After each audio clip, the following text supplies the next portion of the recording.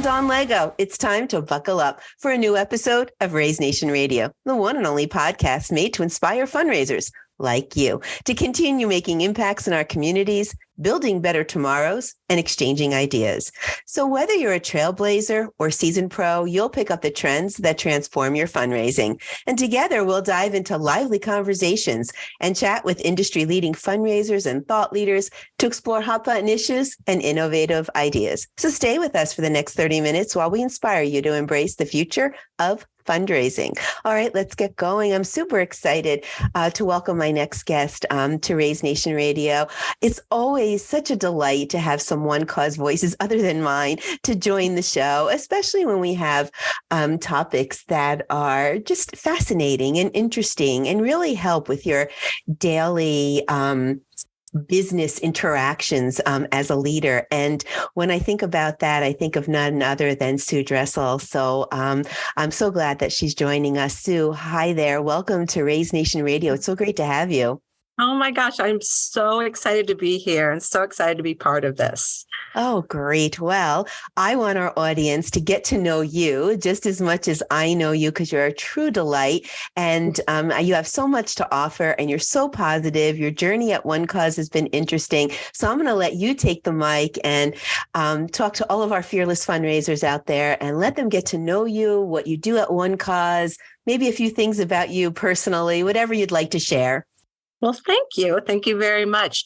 Yeah, one of the reasons why I even wanted to do this is because I have been in the fundraising event management world for 30 plus years and have so many different kinds of interactions and different kinds of things that I have dealt with, including living overseas. I lived in Kuala Lumpur, Malaysia for 3.5 years and actually planned events and actually raised money. While you were there?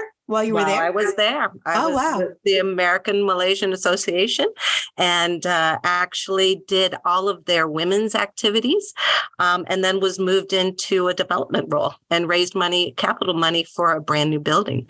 So dealing with those that it was a Muslim country.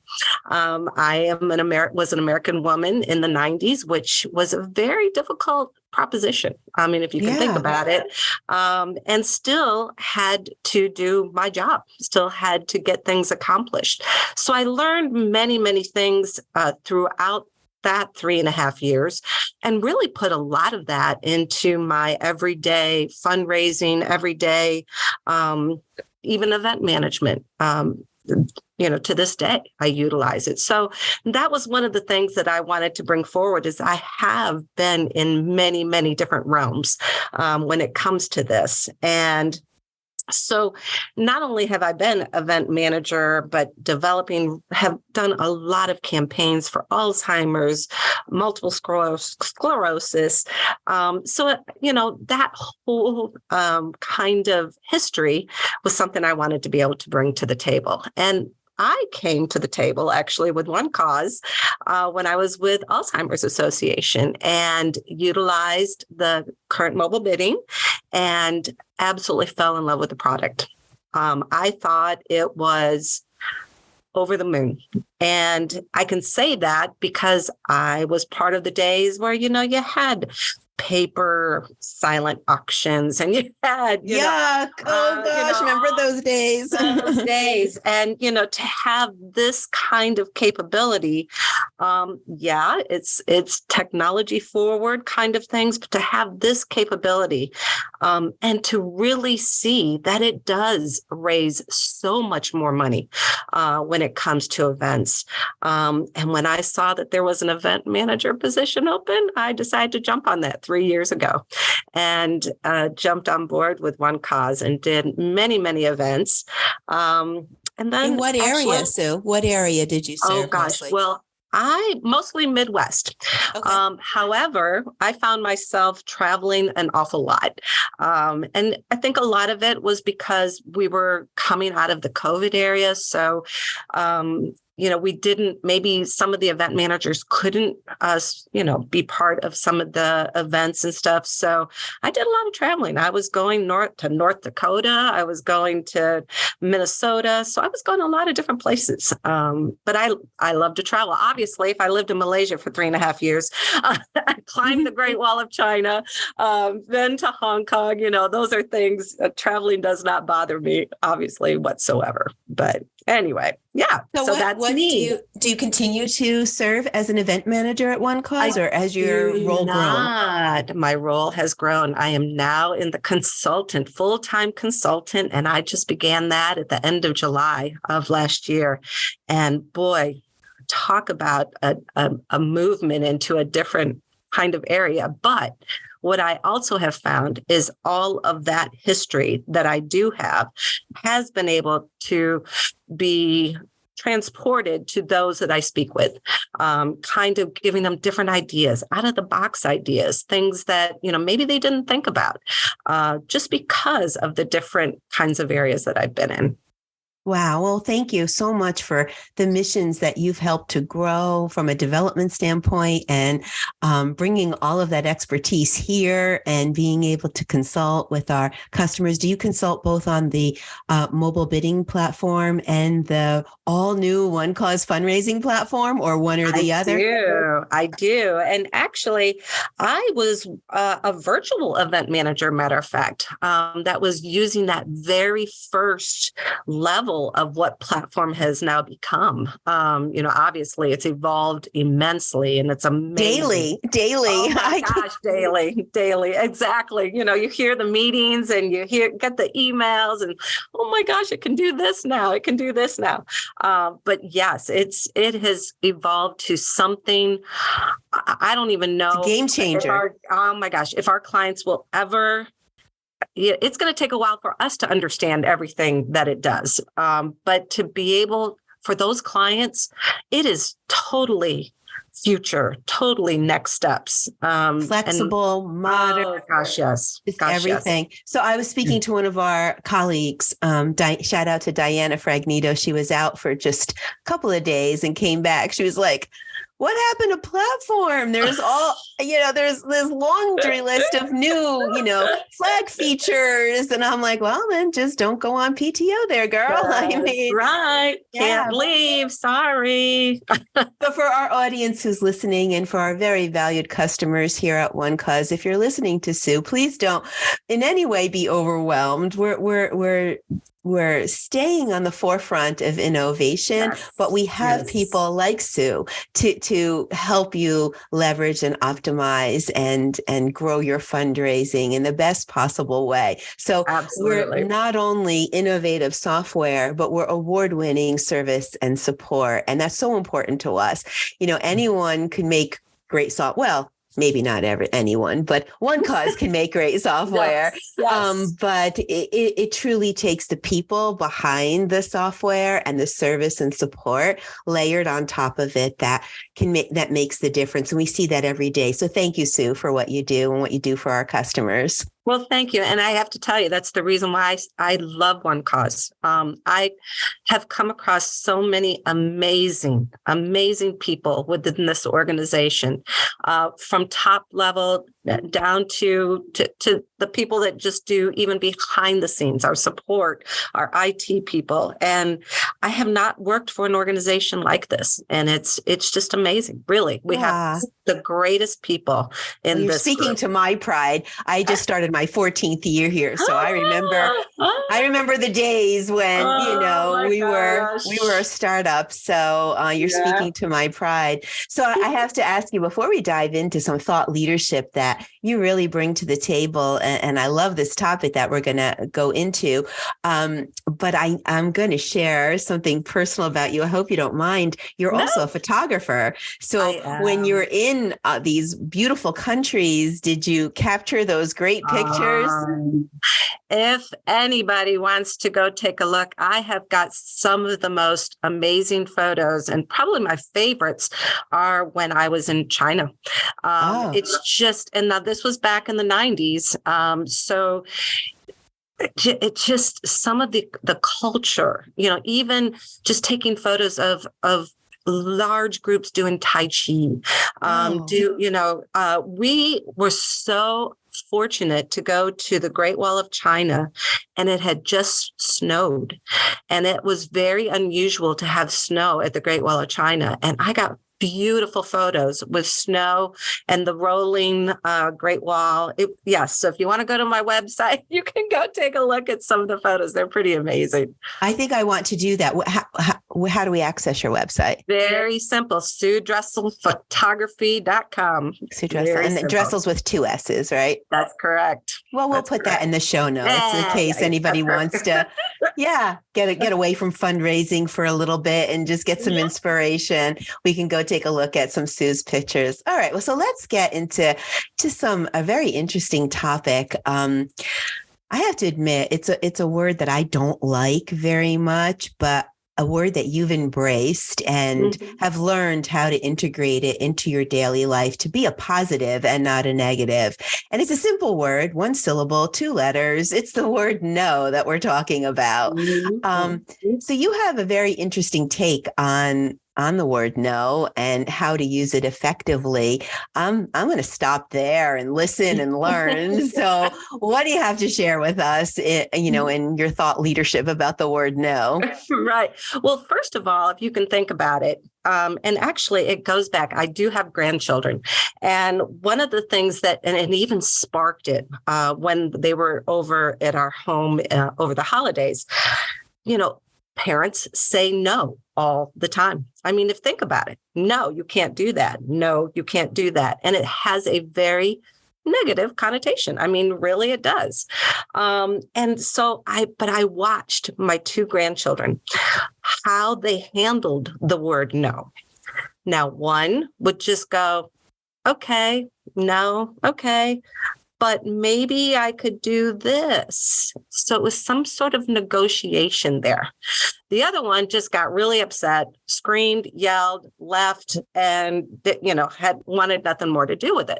So it made me really start thinking, oh my gosh, do we even start to realize the power of no when we are younger?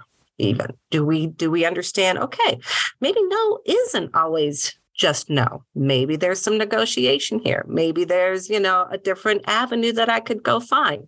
So it really sort of embraced what I was going to talk about today, because I have a mentor that basically told me, when you go to ask for whatever it is, whether it's a donation, volunteer, from a fundraising perspective, what's the worst thing they can say? No. No. Okay. Yeah. That's the worst thing they can say is no. And if you can embrace that you understand that no is the worst thing that they can say, then you're halfway there. Because if you can handle that and not take it personally, because a lot of us take the word no personally, it has nothing to do with that at all. And I'm going to be honest in saying, I really believe for most people, it's just as hard for them to say no as it is for people to hear no. Because we all want to be giving. We all want to, be able to be part of a bigger purpose kind of thing, but maybe there's reasons for it. So no is that really, I try not to have it be that negative connotation that we are all so used to, but at least it starts a conversation. I mean, think about it. If you are at least even talking to somebody and you get a word no, that's some of the battle there too. A lot of us can't even get that first conversation. Maybe it's, you tried to reach out, a board member provided a great lead for you to go speak to somebody that may have an interest in your organization, and you reach out via phone call, via email, whatever, and they never reply back. So that's the first part. But at least if you've got an answer, at least if you've got some kind of dialogue, you can go from there. Does that make sense? Yeah, it does. I think coming from a place where I was in new business development before joining the marketing team here at One Cause, I remember that the most important part of any kind of conversation where you're negotiating, whether you're selling, asking for donation or parent-child, right, is the confidence, right, going into it. So I think that's the first part of what you spoke about, right? Yep. The first part is just, okay, I've got nothing to lose here. Yeah, they may say no. They may say yes. Yes would be great, but no is at least a conversation starter. And it has nothing to do with me. It's nothing to do with me personally. It's my job to ask. I need to be a good steward of the mission. So it is my job to ask.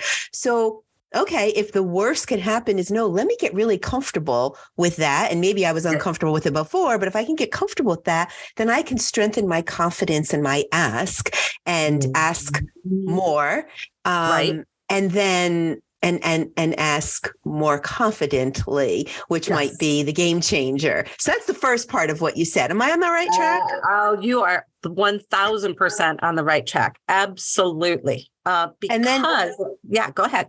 Well, then if you get the no, you should be grateful. I think that's the second part of what you're saying, because now you have a conversation. Don't let it be a mic drop. But that's right. Thank you. Right. Okay. So let's dive in. Go ahead. I'm going to let you go with it. That's right. Oh my gosh. That is the absolute first thing. The second part of this all is listening. And the one thing that I do want to say is post-COVID, and I want to say even pre-COVID, development and fundraising is a difficult area. I mean, you were really there. Is. I was there. It's very, very, very difficult. And I do want to share something that I've noticed where development's gone. I always took development as developing relationships. You are developing that relationship so that you can, understand where the other person is coming from, what their goals are, all of those kinds of things. But we've now come into a world, and probably rightfully so, where we don't have so much of that. And COVID even destroyed that even a little bit more, because we weren't going on those face-to-face luncheons. We just didn't do it because of COVID. And so now we've become comfortable in our Zoom world, where that's maybe where we're talking to people. Maybe we're not seeing potentially everything that they're feeling or thinking, because we all know as salespeople in development, there's a whole lot of things that people do that is nonverbal. And we can certainly pick up on those kinds of things. And, maybe someone's shaking their head or something. And well, is that a negative thing that I'm trying to read here or whatever? But it's much, much different now, because we just don't have that interpersonal, deep communication with our donors and things like that. And I'm not saying that's a bad thing at all. It's just the way it is. Now, that's not to say that our higher level, we do have that kind of stuff, but we all know in the development world, it's bringing those people into the pipeline. Whether it starts at a volunteer basis, whatever it is, bringing them into the pipeline and taking them up that pyramid, to wherever that donation level leads to. But what this means now is that we are tasked even more to listen. Yes, we may hear no, but my always follow-up question is, oh, I get it. I get no is your answer, but is there something else that maybe we can discuss? Something else that maybe we might be able to do, and that not only listening, but creativity comes in there too. And I've got a great example, and please. I want to be sure to share this example because it's probably, obviously I remember it because it happened a few years ago, but it's probably one of the best examples of listening and that creativity and where it went. So I have a very good friend, Pam Gordon. I'm going to tell her to listen to this. Hi, Pam. Shout out to Pam. She's her and I worked at Lutheran Senior Services here in St. Louis, Missouri. And she was the director of volunteers. And one of the things that we had been trying desperately was to get Monsanto, which is it's Bayer now, but it was one of the largest companies here in St. Louis. And we wanted to get them on board with Lutheran Senior Services. Got a lot of no's, a lot of no's. So I don't know how Pam started this, but she found somebody within the HR group that she started having that dialogue with. Yes, it was no, no, no. Well, okay. From a volunteer perspective, what do you think, Monsanto can do with us? Well, what happened, and this is where it goes crazy. Monsanto had started a project where they were collecting plastic bags, grocery plastic bags. And I don't know if you've seen this, but they collect. And what they would do is once a week, they would have a group of 20 to 30 people get these plastic bags, cut them in a certain way, and roll them like yarn. Put them in big balls and roll them like yarn. Okay. The next step, I know this is crazy, and I hope you're following me here. I'm trying. The next step is how Lutheran Senior Services got involved is those balls were taken by Monsanto to 2 or 3 of the facilities, given to the residents that live there. So elderly people. These elderly people crocheted plastic mats, large plastic mats with these grocery bags. Those then in turn were given to homeless shelters. Okay. So not only did Monsanto connect with Lutheran Senior Services, but ultimately at the end, we were providing help for homeless shelters as well. They were beautiful mats that people laid on, instead of the floor or whatever. But what happened was, as these Monsanto people were going to the Lutheran Senior Services homes and seeing what was happening, they then wanted to take part in helping with gala, helping with golf tournament, all of these. I mean, it was crazy. So a simple question. A random bag saving, cutting, rolling project turned into connecting all of these dots somehow. And they became a huge supporter in all event and all fundraising activity. Yes. Huh. I know. I know. Okay. It's sort of hard to believe. If I didn't see it for myself, I wouldn't have believed it. But it was just asking those questions. What are you guys doing? What do you have going on? Maybe there's a project that we can help you with or something like that. So that's why I'm saying not only listen, but ask those questions. Yeah, no. Okay. Maybe financially right now, you cannot take part in this, in what we have to offer. But maybe there's something else, service hours. A lot of organizations need service hours. They want their people to have service hours. So maybe offer that up too. And again, it's getting them into that pipeline to see what your organization is all about. I mean, every single nonprofit has a reason why they're in this realm, and it's just a really great way to keep going forward with that. Okay. So I'm going to put you on the spot. I hope you don't mind, but no. I know you can handle it. I'm going to ask you to put that development hat back on. Yes. And we've never done this. This is the first time in history on Raise Nation Radio, but I think we're going to try it, see how it goes. Let's role play. You're the development director. Okay. And I'm the potential donor. Let's say maybe I'm a volunteer and you'd like to convert me to a donor. Is that a good scenario? Sure. You ask, I'll set it up. I'm going to say no. and let's see where the conversation goes. Now, we didn't script this, right? We're doing this completely off the cuff. So much fun. Let's see where it takes us, because I think what the purpose of the exercise, I don't want anybody to think I'm just lost my marbles out there, but I guess, I'm listening to you and I did have a aha moment, right? But now we need examples. Like, how would you handle no? I don't know how to handle no. I think you're right. Many of our audience knows that I help my daughter run a nonprofit, the Morgan Marie Michael Foundation.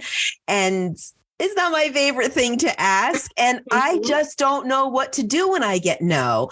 If you're telling me I need to be more comfortable with it, well, okay, that's the worst that could happen. That's one thing. Right. Yeah. Right. But now I need examples of what to do and how to handle it. So let's role play. And let's role play. You got me. Let's give it a try, Sue. Right. Hey, Dawn. Oh my gosh.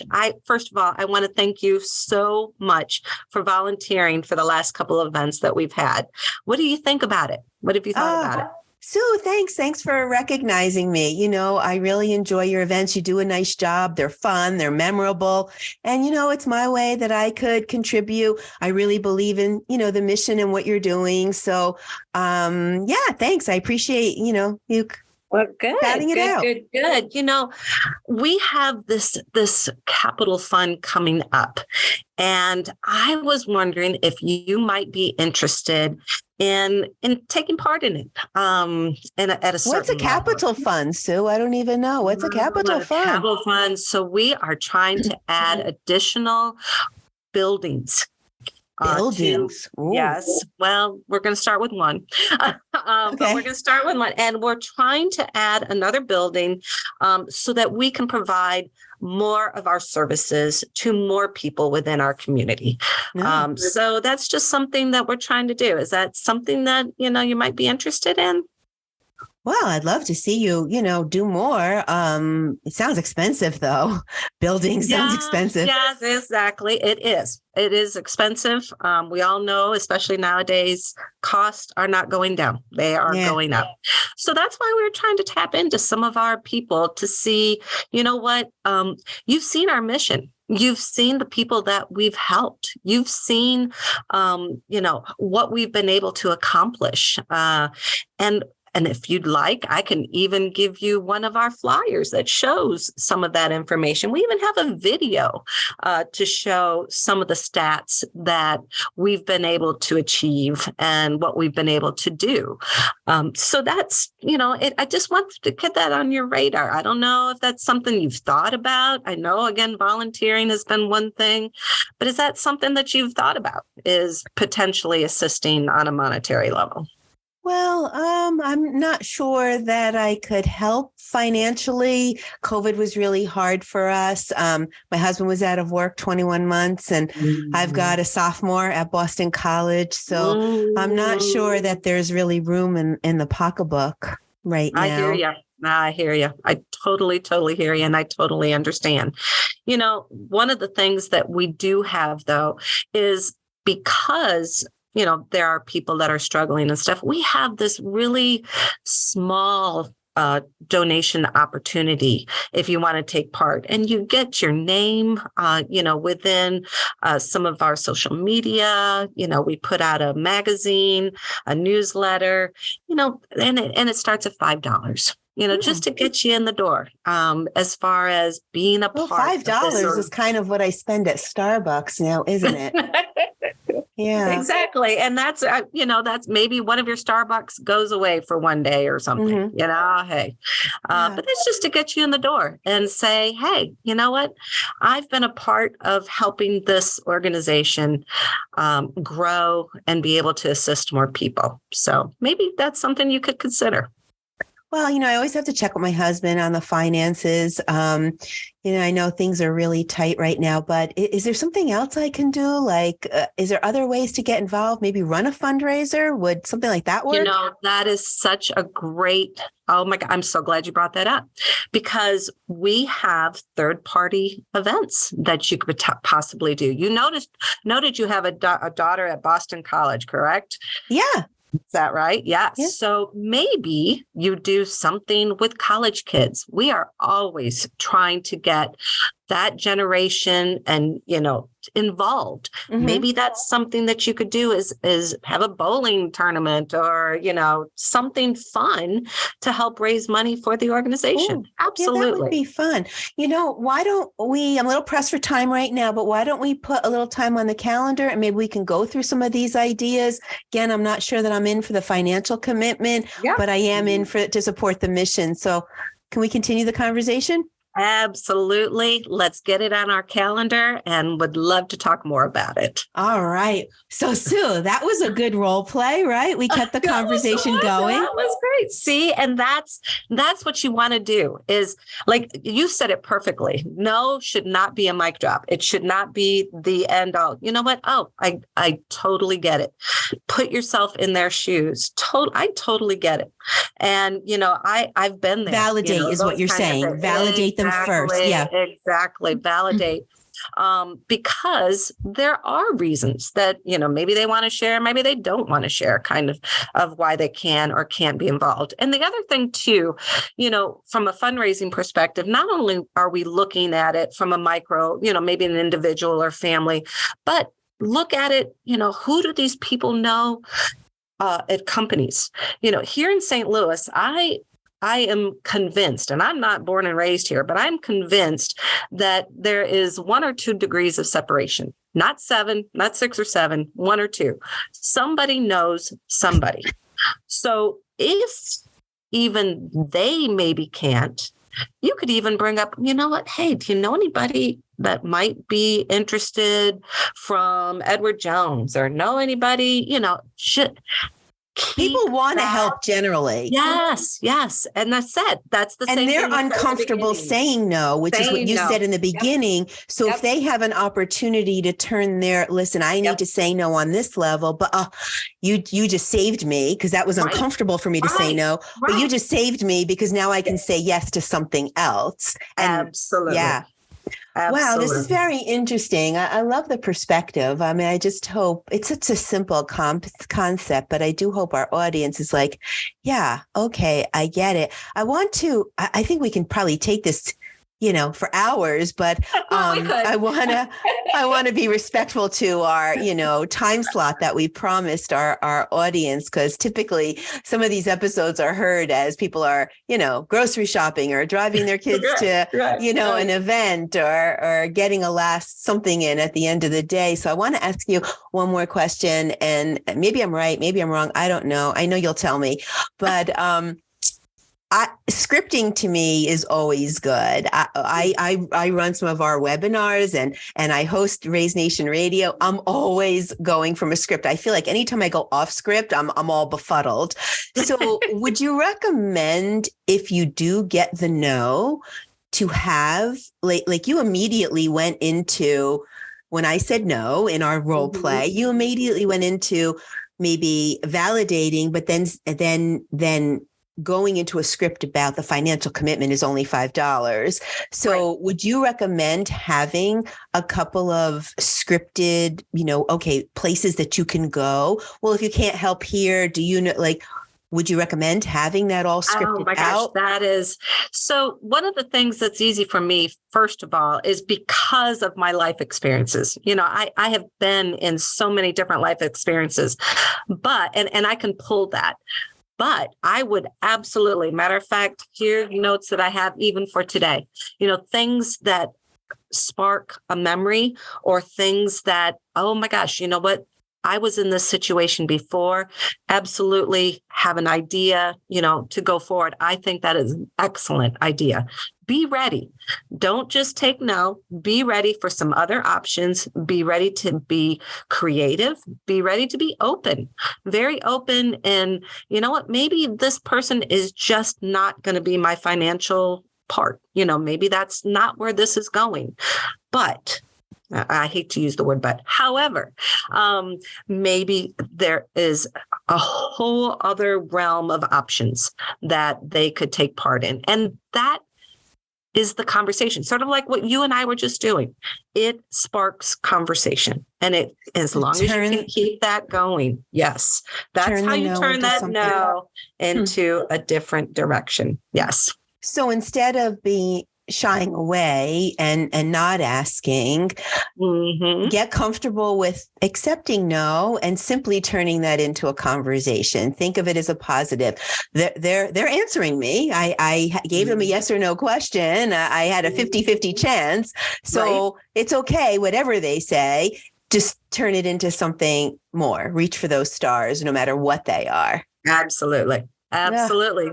You've got it. You've changed my whole perspective on that two letters, one syllable word there. It's not so scary, I guess. Good.